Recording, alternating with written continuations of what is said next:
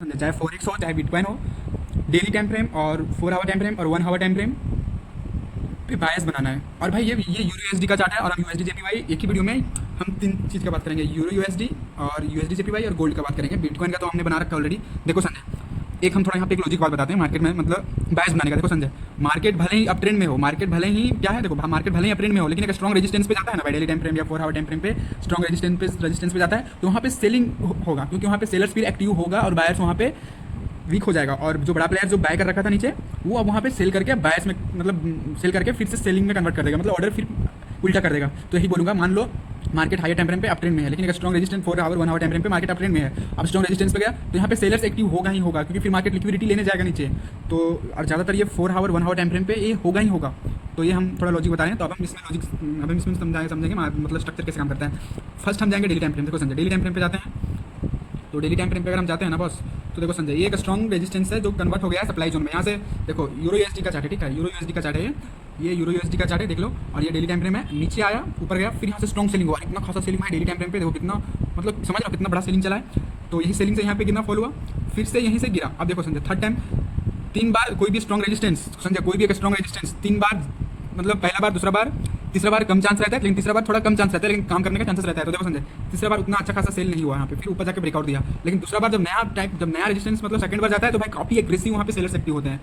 तो एक ही बात बोलूंगा संजय कि मतलब लॉजिक समझो, एक रेजिस्टेंस कितना बार काम करता है, तो एक सपोर्ट कितना बार वहाँ पे प्राइस जाएगा तो काम करेगा, 1 से 2 बार हटे, तीसरा बार फेक ब्रेकडाउन, मतलब फेक बाइंग होगा सपोर्ट पे या रेजिस्टेंस पे। तो यहाँ पे हम डेली टाइम फ्रेम पे आते हैं, तो देखो डेली टाइम फ्रेम पे एक स्ट्रॉन्ग रेजिस्टेंस था, ब्रेकआउट के रिटेस्ट करके ऊपर गया था। लेकिन रिसेंट में प्राइस देखो संजय, रिसेंट में प्राइस क्या हुआ डेली टाइम फ्रेम पे, एक एफवीजी जो हमने ये पिछले कैंडल का हाई से लेकर लो तक हमने मार्क किया है। अब हम डेली टाइम फ्रेम से हम जाएंगे 4 आवर टाइम फ्रेम पे। 4 आवर टाइम फ्रेम पे क्या पता चल रहा है, प्योर प्राइजेक्शन काम करता है। तो 4 आवर टाइम फ्रेम पे देखो ये बीजी भर के ऊपर गया, मार्केट ब्रेकआउट दिया, इधर रिटेस्ट किया, स्मॉल टाइम फ्रेम पे 1 आवर टाइम फ्रेम पे, 5 मिनट टाइम फ्रेम पे, 15 मिनट टाइम फ्रेम पे ऊपर ब्रेकआउट दिया देखो समझे। अब ब्रेकआउट देने का चांसेस क्यों यहाँ पे था, यहाँ पे सेलर्स क्यों फेल हो गया, क्योंकि ये रेजिस्टेंस ना ऑलरेडी 3 बार काम कर चुका है, ये तीसरा बार यहाँ पे सेलिंग हो चुका है, चौथा बार तो भाई ब्रेकआउट देगा ही देगा, यहाँ पे अब ये काम नहीं करेगा। तो चौथा बार तो छोड़ो भाई, तीसरा बार भी बहुत कम चांसेस रहता है सेलिंग होने का, क्योंकि इधर देख सकते हो सेकंड बार गया तो कितना अग्रेसिव सेलिंग हुआ था, लेकिन थर्ड टाइम बहुत कम सेलिंग हुआ, 4 टाइम गया तो ब्रेकआउट दे दिया। तो समझ रहे हैं एक स्ट्रॉन्ग रेजिस्टेंस कितना बार काम करता है। यूरो एसडी बड़ा चाहिए, बड़ा टाइम फ्रेम, ये थोड़ा वीडियो बड़ा बनेगा, यूएसडी जेपीवाई का भी इसमें लपेटेंगे और गोल्ड का भी। तो सीधा जल्दी से बताओ। तो देखो अब हम 5 मिनट टाइम फ्रेम पे 1 आवर टाइम फ्रेम पे जाएंगे। 1 आवर टाइम फ्रेम पे हमको पता चलता है, देखो 1 आवर टाइम फ्रेम पे ब्रेकआउट दिया ना, strong resistance. Daily time frame पे भी ये स्ट्रॉन्ग क्या लिखा है, strong supply zone convert to demand zone, convert हो गया इधर ना, कन्वर्ट हो गया। तो अब ये स्ट्रॉन्ग डेली टाइम फ्रेम पे भी रेजिस्टेंस था और हावरली टाइम फ्रेम पे भी 4 आवर 1 आवर टाइम फ्रेम पे भी रेजिस्टेंस था। अब इसको इतना जब स्ट्रॉन्ग रेजिस्टेंस को ब्रेकआउट देगा तो क्या करेगा, रिटेस्ट करके ऊपर जाएगा। और देखो देख लो अच्छा खासा कैंडल क्लोजिंग किया है, लेकिन देखो संजय, ये क्लोजिंग हुआ था 2:30 बजे दिन का, मॉर्निंग, हाँ दिन में लंच टाइम, और यहाँ पे आया प्राइस कब, यहाँ पे प्राइस आया 6:30 बजे, यही जोन पे प्राइस रिटेस्ट करके ऊपर गया, मतलब प्योर प्राइजेक्शन काम हुआ है। यहाँ पे तुम्हारा एक ट्रेड बन रहा था 5 मिनट टाइम फ्रेम पे। देखो संजय प्योर, बस वेट करो, सेटअप बनने का वेट करो। मार्केट सेटअप बनने में चाहे बहुत टाइम भी लग सकता है, फिर 1 घंटा लग सकता है, 2 घंटा लग सकता है, वेट करो। देखो इधर जब ब्रेकआउट दिया, ठीक है, इधर जब ब्रेकआउट दिया है तो तुमने सिंपली क्या किया, मार्केट ऊपर देखा भाई ब्रेकआउट दिया है, तुम सिंपली वेट किया।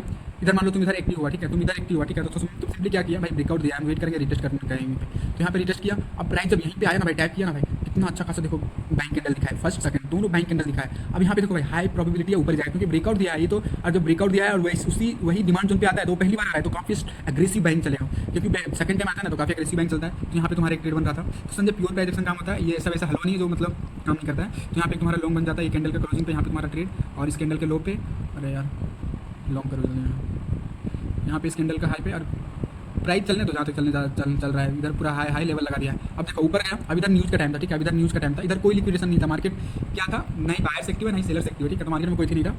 अब न्यूज़ का टाइम देखो, न्यूज़ का टाइम तो एक्टिव नहीं था, लेकिन फिर से ये डिमांड जोन पे आया, तो फिर से यहाँ पे बाइंग हुआ। देखो सेकंड बार आया, सेकंड बार भी काम किया अच्छा खासा, ठीक है, भले ही तुम्हारा रिवर्स हो गया प्रॉफिट, लेकिन अच्छा खासा चला है। देखो तो सेकंड बार भी आया। अब देखो संजय इधर डेली टाइम फ्रेम, अब देखो संजय डेली टाइम फ्रेम पे विजी पे था, ये जो हमने डेली टाइम फ्रेम का ये ऑर्डर ब्लॉक जोन है, डेली टाइम फ्रेम का ऑर्डर ब्लॉक जोन है, डेली टाइम फ्रेम का ऑर्डर ब्लॉक जोन में आया। यहाँ पे देखो कितना अच्छा खासा बॉटम बना, डबल बॉटम बना, फिर यहाँ से बैंक चला। तो यहाँ भी तुम्हारा ये लगभग ये ट्रेड तुम्हारा बन रहा था कितना बजे, ये भी इवनिंग का टाइम 6 बजे। देखो संजय प्योर प्राइजेक्शन काम करता है, चाहे यूरो यूएसडी हो, चाहे गोल्ड हो, चाहे बिटकॉइन हो, चाहे यूएसडी जेपीवाई हो। अब देखो अब टारगेट भी लॉजिकल लगा रहना चाहिए, टारगेट लॉजिकल, एसएल भी लॉजिकल, इस बेरिस ऑर्डर ब्लॉक जोन के नीचे, और टारगेट मेरा 1 2 3 तो मिल जाए यहाँ पे। और देखो टारगेट मुझे यहीं पे क्यों बुक करना है, क्योंकि अब ये भाई स्ट्रॉन्ग जो सपोर्ट जोन मतलब डिमांड जोन बना था, ब्रेकडाउन दे दिया तो रेजिस्टेंस बन जाएगा ना, यहाँ से सेलिंग आएगा, और यहाँ से देखो सेलर्स एक्टिव हुआ है।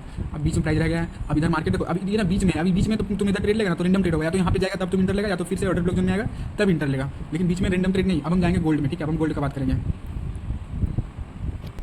तो गोल्ड का अलग से वीडियो बनाएंगे हम, ये यूरो एसडी का वीडियो बनाएंगे, हम गोल्ड का भी अलग से बनाएंगे बस। तो संजय प्योर प्राइस एक्शन काम करता है 1 आवर 4 आवर। पहले पता करो भाई कहाँ पे सेलर स्ट्रॉन्ग होगा, कहाँ पे बायर्स एग्रेसिव इंटर लेगा, मतलब चाहे वो इंस्टीट्यूशनल हो फिर चाहे वो रिटेल हो, ठीक है। इंस्टीट्यूशनल भी देखो भाई, इंस्टीट्यूशनल का भी कंसेप्ट होता है भाई, इंस्टीट्यूशनल भी कहीं भी बाइंग सेलिंग नहीं करता है भाई। मतलब देखो इंस्टीट्यूशनल कहाँ पे एक्टिव होगा, और एक्टिव तुम्हें कैसे पता चलेगा कि इंस्टीट्यूशनल कहाँ पे एक्टिव होगा? 4 आवर डेली टाइम फ्रेम और 1 आवर का जो जोन बना है, जहाँ प्राइस कहाँ पे जा रहा है, स्ट्रॉन्ग सपोर्ट जोन पे जा रहा है, स्ट्रॉन्ग रेजिस्टेंस जोन पे जा रहा है, या मार्केट स्ट्रॉन्ग मतलब बुली जोन पे जा रहा है, वीसी पे जा रहा है, मार्केट का ट्रेंड क्या है, ये तुमको हाइयर टाइम फ्रेम से पता चलेगा। अब मार्केट देखो, अब मान लो मार्केट एक स्ट्रॉन्ग रेजिस्टेंस पे जाने वाला है, अब वहाँ पे जा रहा है, लेकिन मार्केट बीच में एक ट्रेंड कंटिन्यू कर रखा है, तो बीच में तुमको इंटर नहीं लेना है, तुमको सीधा सिंपल वेट करना है एक जोन पे प्राइस जाने का, जहाँ पे मार्केट मतलब एग्रेसिव बाइंग या सेलिंग चलेगा, वहाँ पे जाने का प्राइस तुमको वेट करना है, ठीक है।